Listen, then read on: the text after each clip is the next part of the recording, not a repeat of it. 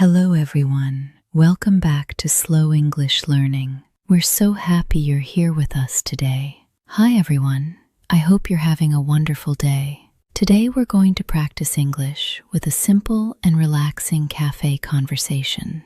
That's right, many English learners can read English well, but listening can feel difficult. When people speak quickly, it's easy to miss important information. That's why today's lesson is special.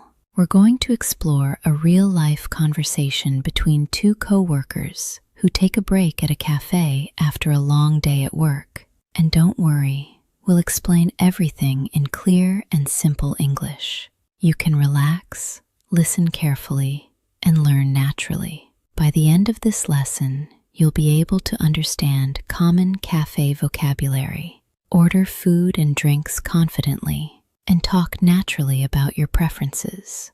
We'll also look at useful expressions, common mistakes, and listening strategies that can help you in everyday situations. Before we begin, here's a question for you. What kind of coffee does David like to drink? Listen carefully and see if you can find the answer. When you know the answer, write it in the comments. Even one simple sentence is great practice. And if you enjoy these lessons, don't forget to like, share, and subscribe to Slow English Learning.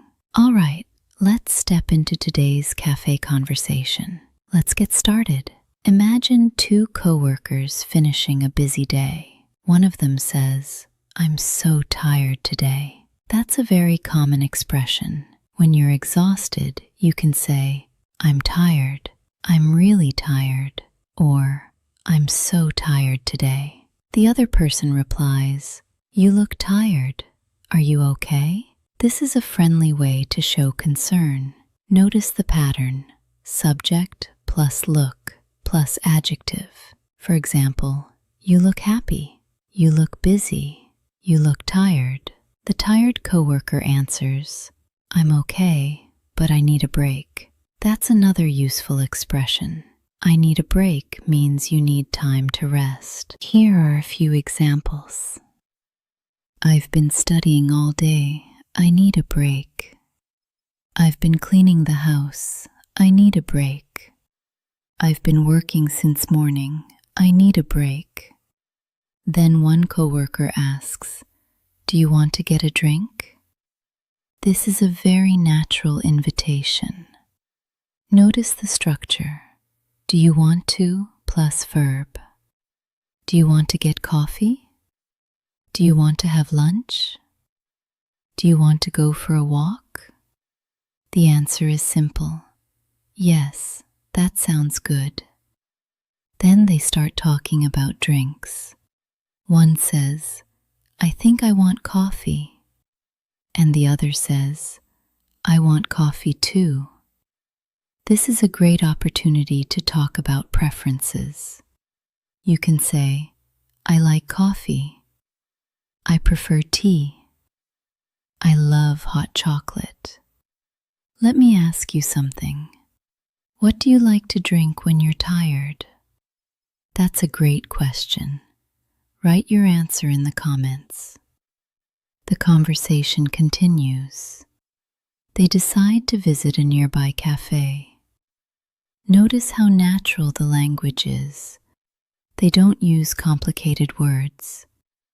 Real English is often simple. One person says, "There's a nice cafe around the corner." Around the corner means very close by. For example, the supermarket is around the corner. My favorite bakery is around the corner from my apartment. Then they walk to the cafe and enter. When they arrive, they immediately notice the atmosphere. They say things like, "It's cozy," "It smells good," and "It's beautiful." These are excellent adjectives for describing places. Cozy means comfortable and warm. Beautiful means attractive and pleasant. And when you smell fresh coffee, you can say, "It smells amazing." Can you think of a place that feels cozy to you? Maybe your home, a cafe, or a library? Tell us in the comments. Before we move on, let's quickly review. They were tired, needed a break, invited each other for coffee, and described the cafe using simple adjectives. These are all useful expressions for everyday conversations. Now let's build on what we've learned and focus on ordering drinks and food. This is one of the most practical English skills you can have. When the co-workers sit down, they look at the menu. One person says, "There are so many drinks to choose from." That's a useful phrase. There are many choices. The menu includes coffee, tea, lattes, cappuccinos, and espresso. Let's talk about those drinks. A latte usually contains espresso and a lot of milk. A cappuccino contains espresso, milk, and more foam. Espresso is a small but very strong coffee. One coworker asks, "What's the difference between a latte and a cappuccino?" This is a great question pattern. What's the difference between A and B? For example, what's the difference between a hotel and a hostel? Or, what's the difference between speak and talk? Then they discuss hot and iced drinks. One says, "I always drink hot coffee." The other says, "I want an iced latte today." This shows preference and choice. Here's a small dialogue. Would you like a hot drink or an iced drink? I'd like a hot drink, please. Very natural and polite. Speaking of politeness, when ordering, English speakers often use "I'd like." Instead of saying, "Give me coffee," it's much more polite to say, "I'd like a coffee, please." Let's look at formal and informal styles. Informal. Can I get a latte? Polite. I'd like a latte, please. More formal. May I have a latte, please? All three are correct, but they sound slightly different. Then they talk about sugar and milk. One person likes black coffee. Black coffee means coffee without milk or sugar.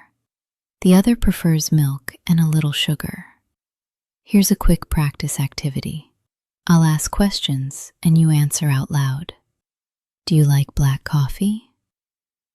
Do you prefer tea or coffee? Do you take sugar in your drink? Great practice. Now let's look at ordering food. They see cakes, sandwiches, cookies, muffins, and bread. One person chooses cake. The other chooses a sandwich because she's hungry. Notice the reason. I'm hungry, so I want a sandwich. Cause and effect. Very useful in conversation. First, explain what you want. Second, explain why. Third, add details. Example, I want tea because it's relaxing. I want a sandwich because I'm hungry. Try writing your own example in the comments. The actual order is very simple. I'd like an iced latte, please. What size would you like? Medium, please. Would you like sugar? Yes, just a little. These patterns appear in cafes all around the world, so if you learn them well, you'll be ready for real conversations. Let's review. They discussed different drinks, talked about preferences, learned polite ordering expressions, and chose food. Excellent progress so far. Next, let's focus on enjoying food and giving opinions. This is where conversations become more personal and fun. After the food arrives, the coworkers start tasting everything. One person says, "This coffee is really good." Simple opinions are extremely useful. You can say, "It's good," "It's great," "It's delicious," or "It's amazing." For drinks, people often say, "It's smooth," "It's strong," or "It's refreshing." For desserts, People often say, it's sweet, it's rich, or it's soft. The coffee drinker says, it's strong, just the way I like it.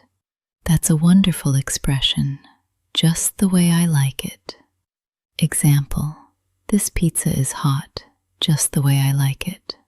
This room is quiet, just the way I like it. The iced latte drinker says, it's sweet, but not too sweet. That's another common pattern. It's expensive, but not too expensive. It's spicy, but not too spicy. Then they try each other's food. Sharing food often creates natural conversation. Would you like to try some? Sure, thank you. Very polite and friendly. Let's talk about tone. When you compliment food, sound enthusiastic. Instead of saying, it's okay, try saying, wow, it's delicious. Your tone can make your English sound much more natural. Imagine you're at a cafe right now. What would you order? Say your answer out loud. Maybe a cappuccino?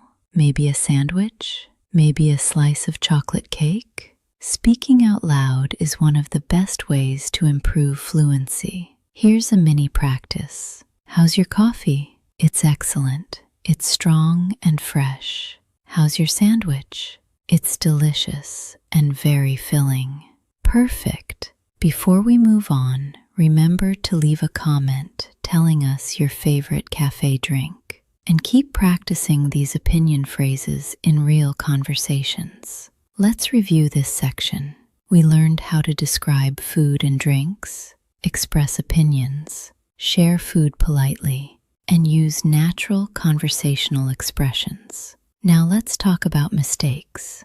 Don't worry, we all make them. Absolutely. Mistakes are a normal part of learning. Common mistake number 1, incorrect. I am agree. Correct. I agree. Why?